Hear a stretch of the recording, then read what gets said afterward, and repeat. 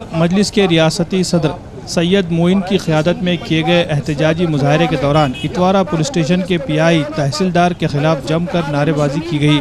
اور ان پر متعصبانہ ذہنیت سے کام کرنے کا سنگین الزام لگایا گیا۔ مجلسی قائدین کا یہ بھی الزام ہے کہ پولیس انسپکٹر تحصیلدار اپنے اختیارات کا غلط استعمال کر رہے ہیں۔ اس سلسلے میں 2 واقعات کا بھی حوالہ دیا گیا،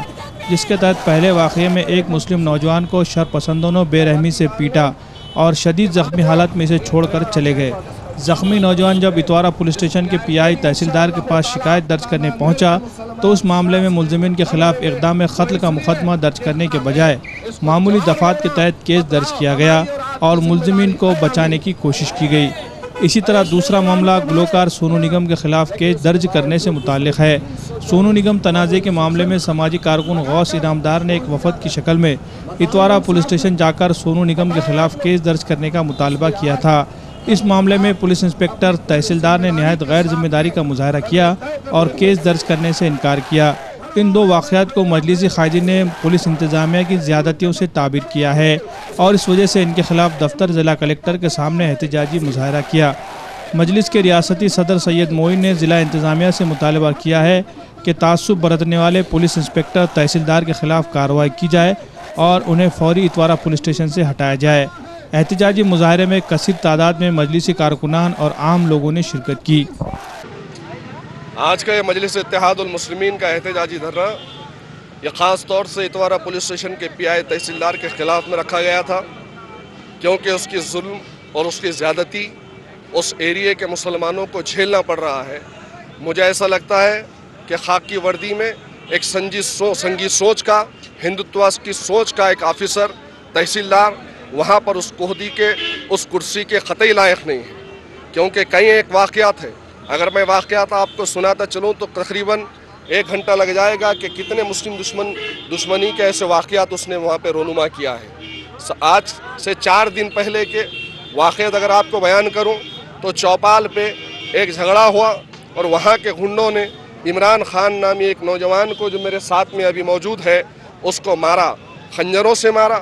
اس کو زخمی کیا۔ اور روڈی شیٹر، ہسٹری شیٹر، بدماش، جن کے اوپر کہیں دفعات ہے، کہیں مقدمات ہے، کہیں ایف آئی آر ہے، ایسے لوگوں نے جب مارا ہے اس کو، اور یہ نوجوان جب پولیس اسٹیشن جاتا ہے تو اس کو لانڈی کی بات یہ کرتا ہے، اور جب ایف آئی آر کی بات آئی تو 324 پر صرف معمولی سی دفعات لگا کر اس نے وہاں پر اس کیس کو ختم کیا، رفع دفع کیا۔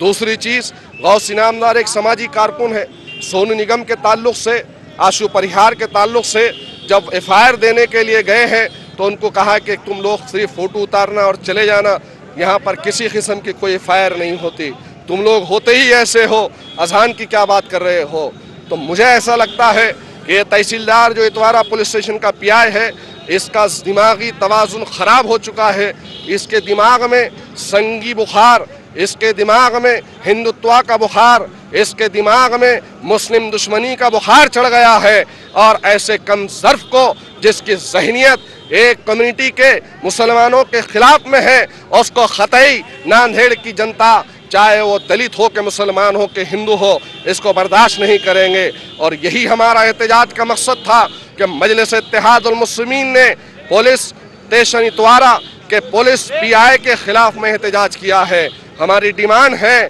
ہمارا مطالبہ ہے کہ فوری طور پر آئی جی صاحب، فوری طور پر اس کو ایس پی صاحب معطل کرے اور اس کو کہیں نہیں، اس کے گھر کو واپس بھیجیں، کیونکہ ڈیوٹی کے قابل نہیں ہے۔ یہ وہ شخص ہے جس نے ہر وقت مسلمانوں کو گالی گلوچ کے علاوہ کوئی بات نہیں کیا ہے۔ یہ رشوت خور ہے۔ یہ اتوارا پولیس اسٹیشن، اس کے ڈویژن کے اندر جتنے مٹکے کے، جتنے سٹے کے، جتنے گانجے کے، جتنے غیر قانونی کاروبار چل رہے ہیں، اس کی پشت پناہی یہ کر رہا ہے۔